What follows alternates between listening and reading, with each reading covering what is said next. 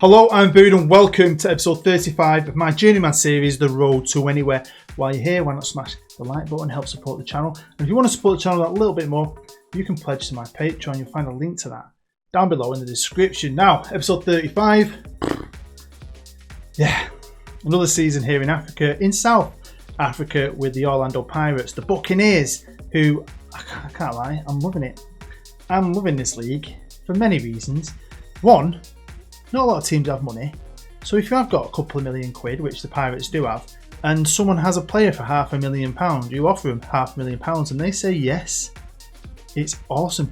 But yeah, this could be the last ever episode. I didn't start off doing this. We kind of fell into the Pentagon Challenge where you try and win all the main 5 Champions Leagues, and we're just down to this one, the African one. Last year we got to the semi-finals, got beat off the Sundowns, who are, as you probably know, the best team in South Africa in this universe. So we just got to get past them. So what I needed to do was get my head into this, take this seriously now, stop pissing about and really think about what I wanted to do. And I did a lot, and the season's been a lot of fun. But is it the last season, or will it be coming back next week? Well, here we are, and it's now the 29th of August. So I've played pre-season, I've played a few games, and I'm going to start here for a few reasons, but because I've built my team and I want to talk you through my idea behind it, and now I've just decided to take it seriously. But it was easy for me this year because I showed you at the end of the last episode that I think because our stock has risen and loads more players were willing to come. Now I wouldn't have the money to sign all them players, but it showed you that the world had opened for me and I'd have a lot more choice. And one thing I did know is I had my Brazilian shortlist, which I've just been adding to. And you'll know how many wonder kids there are. I'm not saying I've signed any, might sign 1 or 2.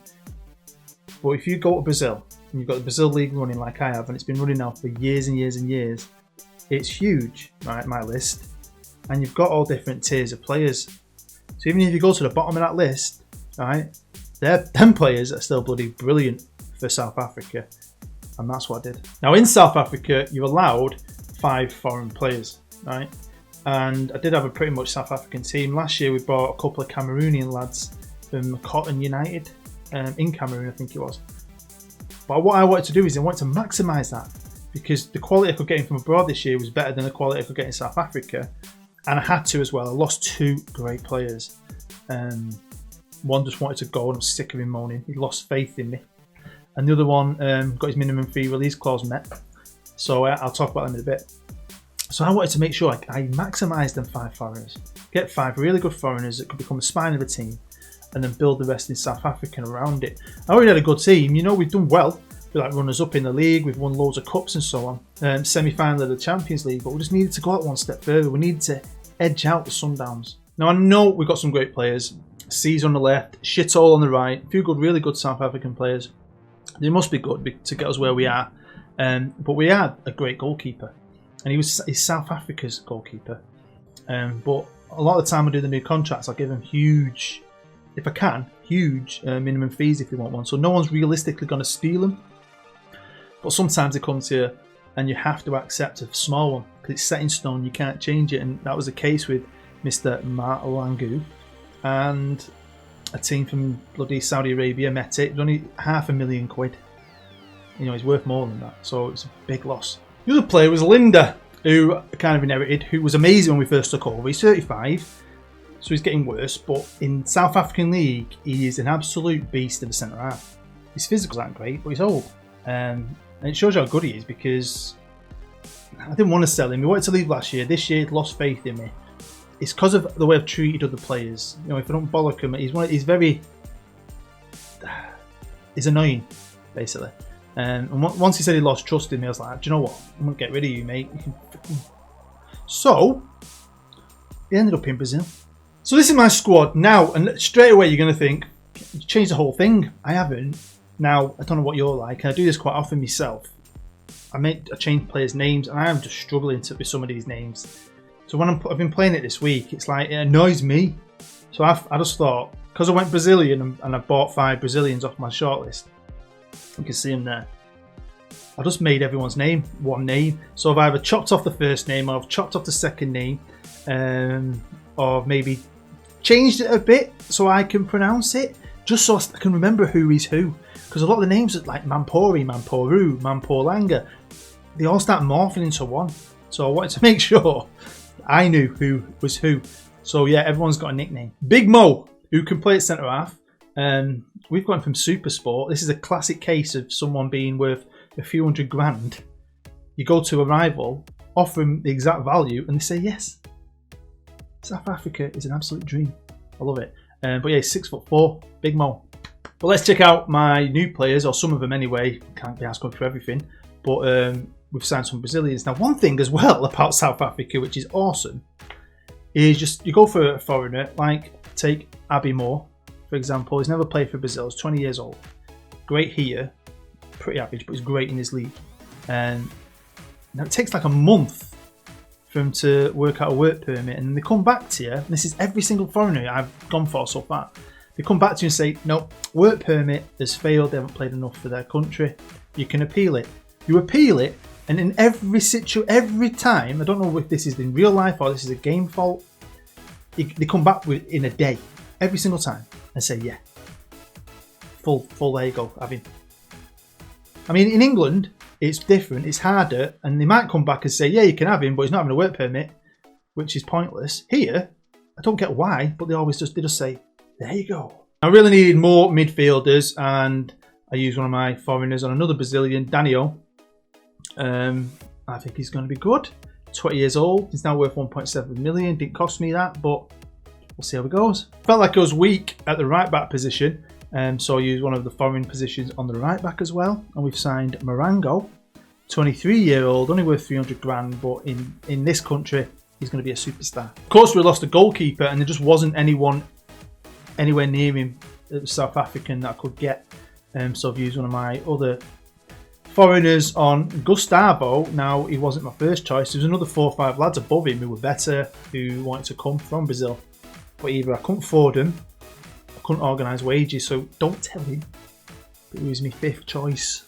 And last but not least, you've got to buy a Brazilian striker. We've got a couple of good ones. Romario's decent, but I just wanted to have a bit more depth there. And again, I couldn't find anyone who was South African, so we brought in Bruno. Now, I really needed to bulk out the squad. We lost a couple of players from freebies at contracts ending. Some just weren't good enough.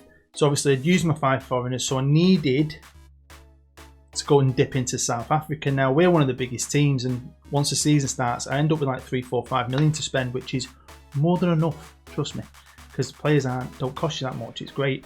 And sorry, Cape Town City, but I took 2 players off them. The first one was Mamila. I also signed a right winger from Cape Town called Ganga. I love these names. Now, he's not this, don't going to blow you away, but he is a backup. To help make the defence a bit stronger, we raided Ajax for a player, and we got Ricardo. Again, didn't cost me much. Never played for South Africa. He's only 27, 3-star player, but an all-round good defender. So that's it. Everyone else is still here. They've just got a new nickname, and I think the squad's alright. I'd like my defence to be better. My defence was good and my right back was shit last year. Now I've got a great right back and my defence is alright. It's alright.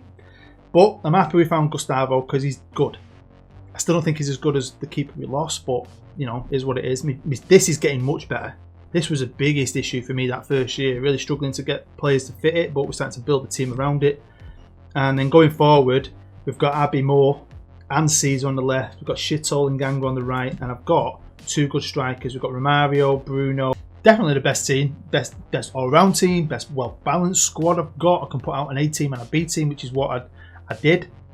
I was excited. So of course we start every year off, before anything, playing the Kaiser Chiefs in the Carling Black Label Cup, and we usually batter them, but they got a bit better last year. They nearly got into the playoffs, whatever it is, in the division below us, and they put up a fight. They've brought quite a few players in the summer, to be fair. They're hopefully going to get back to where they belong, and it wasn't that easy. They nearly did it. We did it on penalties. Then it was time for the qualifiers again. Why are we qualifying for the Champions League? I've no idea, but we do. Preliminary round, leg 1. We played BYC. We beat them 5-0. And just in case you're wondering, they're from Liberia. Do you remember that Michael Jackson song? Liberian girl. I used to always think he was saying, Librarian girl, you know how you came and you changed my world. Yeah, legend. Then at their place in Librarian Girls Land, we beat them 6-0. 11-0 in aggregate. Wipe the floor with them. Shithole, who I've now nicknamed Shithole, got man of the match. Romario, feeling the pressure of that Brazilian behind him, scored that trick. Then it was on to the MTN. And yeah, I was going to initially, I don't know if I was going to take it too serious. It's like a pain in the dick. Like, it's just extra games at the start of the season. I want it to be fresh. I want it to win the league. Not only try and complete it, but if we don't complete the Champions League and finish the series and win the Pentagon, I definitely want to win the bastard league. Do you know what I mean? I want it to become the #1 team at least in South Africa. But I went for it. We played Tuks and we beat them 2-0. So here we go. And this is the fixtures. This is where I'm up to at this point. Played a couple of friendlies. Played the Black Leopards. That is the best name. Black Leopards. Awesome. We also played these guys. We won that. But yeah, we've got to play Celtic now 3 times on the bounce, league opener, and in the semi-finals of the MTN8 in 2 legs. Just what you need. And then we've got the first round of the Champions League against a team called Rangers, who are from Nigeria.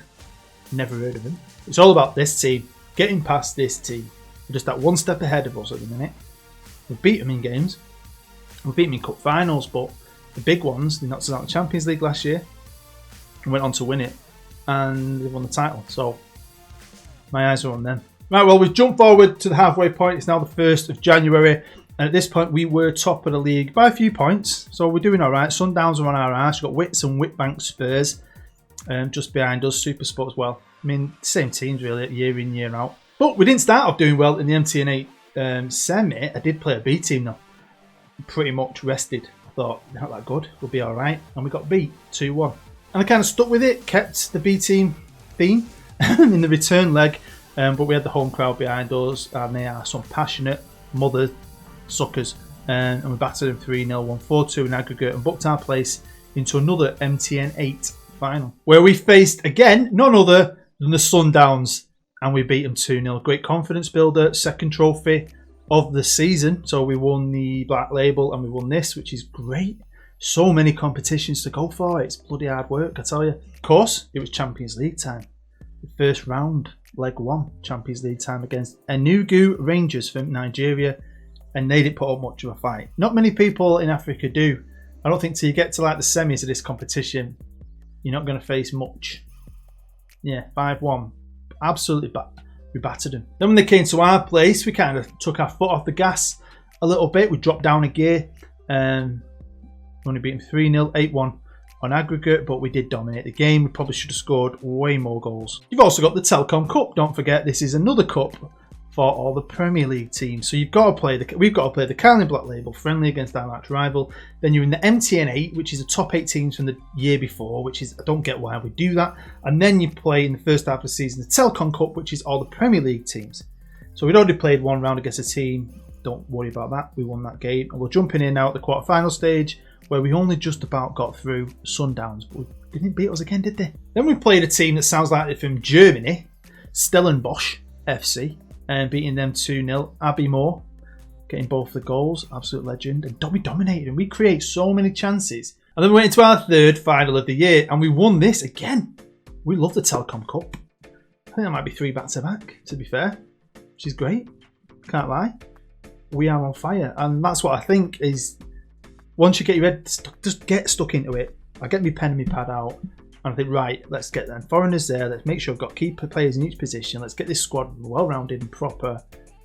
And it's paying off this year. So here's the competition page at this stage. That rhymes. We've got a couple of things left to do. We've obviously won the MTN8. We've won the Telkom. We've won the Carling Black Label.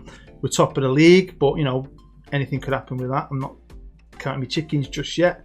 We've still got the Nedbank, which, you know, we've been okay in. We've won 1 of them, I think, over the last couple of years. That's like the FA Cup, but all the teams are in it. And then obviously this one. And as you can see for yourself, we're top of our group. At the halfway mark, arranged by the rating, and yeah, Malango, we're right back. He's doing all right. Again, so shithole, and a few of the South African lads, who I thought might be pushed out by a Brazilian, haven't been. They've actually stepped the game up, which is a great thing. I knew Shito was good anyway. Romario, who's actually injured at this time, he's been great, but he's out now for forever. He's been good and all, 14 in 19. but he does give other players a chance. But it's not really what you want because he's a good player. Here we go. It's the end of the season, and we finished champions, only by 2 points, but we finished champions above Sundowns. Bloody, it's been fun, and it's been it was fun. A bit nervy. I mean, they just drew one more game than us, but at least we're not just behind them, we're just in front of them. Building steps, aren't we? Especially if this is carrying on. I wanted to keep carrying on and getting better and better and better. So I've reversed the dates, and after the winter break, come back in February, and we only lost 2 games. One was to FC Stars, one was to Azamazazulu. Sundowns we drew with 2-2 and 1-1, so they still had the better of us all year, which is great. Happy bloody days. But you know what? It was good. It was that end bit there. We were just, look at this. That's when it started getting flappy, and I thought, I'm going to throw this away. Luckily, we didn't. We picked up league title. Now, there's 2 rounds before this, but let's just jump in at the quarterfinal stage against Tuks, who did get relegated. This is the Nedbank Cup. It's like the FA Cup. You know that by now. And we beat him 2-0. On to the semi-final, where we came against our old adversary, the Sundowns. And again, they couldn't beat us, and we beat them. No drawing this time. We beat them 4-2. It felt way more even than it looks, even though we had a few standout players. Bruno was fantastic. But it got us into another final. Final, we won just. It went to extra time, where we ended up scoring 2 goals. Big Mo, the left back, who's an instant legend, he scored a penalty, and then we got another goal a couple of minutes later. But yeah, it wasn't as 3-1 sounds amazing, but it was a battle, like a real battle. We just turned it on towards the end. But like my friend always says, Brian Kane, you know, you start, so you finish, and we finished well. I won't go through the remaining games in the group because we just did really well. Like, we absolutely annihilated everyone on our path. Not one team scored a goal against us in all 6 games. Not a challenge. It's like we just got to get through it, and we got through it. Won our group, but could we win the whole thing? Well, it was into the quarterfinals where we faced Sunshine Stars from Nigeria. Lovely name. I like it a lot. And it was a bit of a battle. Not easy, even though we created, again, loads of chances. And we won 2-1. When we brought them back to South Africa, that is an attempt at an accent, and I'm never going to try it again. We beat them 6-0. Again, this is just how we roll. Again, I don't think this gets hard until you get to the last 4. And yes, guess who we got in the semis? This year, the same team as last year, the Sundowns. And again, it was not going to be easy. 0-0 at home. We've had a great season. Domestically, we have cleaned up. Do you know what I mean? We've picked them to the post all year. But this is Champions League. Let's go to their place and get a result. Yes, but only bloody just, and only kind of a technicality, an away goal. They scored in the 9th minute, and I'm thinking, holy crap, we're going to throw it all away. Luckily, we pulled one back in the first half, and that's how it stayed. They had the better of us in this game. We were lucky. We have scraped our way past them this time. We scraped our way into a final, and I was 1 game, or maybe 2 games, isn't it? Stupid double-legged finals away from Ultimate Pentagon Challenge glory, and this entire series coming to an end. And of course, it was playing a South African team, a team that's been to the final 3 years running. They won it, then they lost it last year against Sundowns, and now they're here again. They're like the 3rd best team in the league. The team you kind of forget about, but they're great in the Champions League. 3 finals back to back. Wasn't going to be easy, as you can see, and we drew a bloody again. 1-1. Moses got our goal, penalty. It's similar to that last game where they scored early, then we pulled them back late on in the first half, and then it stayed the same. But we were the better team. We should have scored more, but we didn't. So we're going into the next game where they could obviously probably win on an away goal. I wasn't sure on the rules. Did it go to penalties? I didn't know. I just wanted to win, and we did it. Do you know what? I never thought I played this the other day, so my excitement's gone down a bit. I never ever thought I'm going to do the Pentagon Challenge because it takes forever. Do you know what I mean? It's not something I've ever tried to do. I've heard about it and kind of fell into it because I didn't know this series was going to be like 2 episodes long. I didn't think it's going to last for 35 weeks, 40 plus years, because don't forget with the Netherlands years where it was like a couple of years each episode. And I kind of fell into it when I just kept winning different things and going on a tour around the world. I tried to go where you wanted me to go, and it's a great sense of achievement. So I would not only advise you, or maybe even now on FM19 if you're bored, or when it comes to FM20, go somewhere random. Go on an adventure. Don't stay in the same team. Go and learn about it. Because look how much I've learned with you on this series. I've gone to these countries and I have no idea the rules, no idea the systems, but I won't ever forget them. I remember how Mexico works. I remember how South Africa, I remember how all these things work now because I've done it now. And it's been an eye-opener. It's been not just for me as in personally and knowing football in real life, but as an hardcore Football Manager player of 20 plus years, I've learned a lot. And yeah, I felt a right sense of achievement. I went and kissed my wife and she's like, "What's up with you? You don't kiss me ever." I was like, "I've just completed the Pentagon Challenge." She's like, "So?" Anyway, I was happy. Unfortunately, this is the last ever episode, but it's pretty cool that I just cleaned the board out this year. We won everything. But I think it is a case of me just sitting down and actually taking it seriously, bringing in some key players. But what I really enjoyed was I thought I was bringing in these 5 good young Brazilian players and they were going to become stars. But what I found was it kind of made other players up their game. And I felt really proud of the South African lads holding on to their places and still playing and playing at high level still and showing me that they could do it and they did it. So really, really happy. So obviously the series has ended. Off camera though, I'm going to play another year because I've got to go to the World Cup Championships with the Pirates. So this is my squad, last ever squad on the series. Shithole, of all players, was the best player. My last ever best player was Mr. Shithole himself. And what a player he became. You look at him on paper, and this is what's always put me off about doing things like this because I've always felt I want good players. And you see players like this and you think they can't be good, but they can in the right league. And you get a player like him in this league and he becomes a world star. And the Pirates are now the 3rd best team in Africa. Even though they've done well, they had a lot of catching up to do. The Sundowns have been that dominant for that long. They probably generated that many points. Yeah. But I was proud. And I've loved it here. I've loved all my teams. Well, there we go. That is the end of episode 35. And technically the end of the series. Although I'm going to come back with a one-off special next week, hopefully, where we're going to have a look back. Just for the hardcore ones amongst you. I wanted to put that in its own little episode so I can pay more attention to it instead of just tagging it onto the end of this one. We can look at things in more detail. I wanted to look at my history. Let's have a look at the whole story together of the clubs I went out. We're going to have a look at what's happened to the club since, because I've had 14 jobs. One of them was with the Netherlands, and I've been at 13 clubs, won trophies around the world, had some great players. We're going to have a look at some of them classic players, see where they're up to if they're still in the game. We're going to have a look at the Hall of Fame, see where I finished as well. So yeah, don't worry, all that good stuff. I'm going to put in its own special thing. But if this is the last time you watch, if you're not interested in that, I just want to say thank you to anyone who's committed to this. You've made a series that I thought was going to be a 3-parter at most, a 35-parter, lasting months.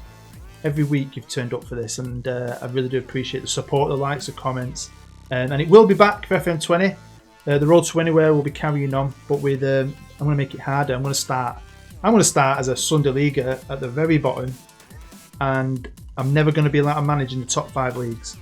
No England, no Spain, no Italy, no France, no Germany. We're going to go on a tour, and I'm hopefully going to learn more about football, more about the rules of football around the world. We'll learn together. It's going to be a real tough journey next time. I can't wait for that. But yeah, again, thank you. I really do appreciate it. I appreciate the support. I honestly do. Now, obviously, FM20 is going to be out in a couple of months.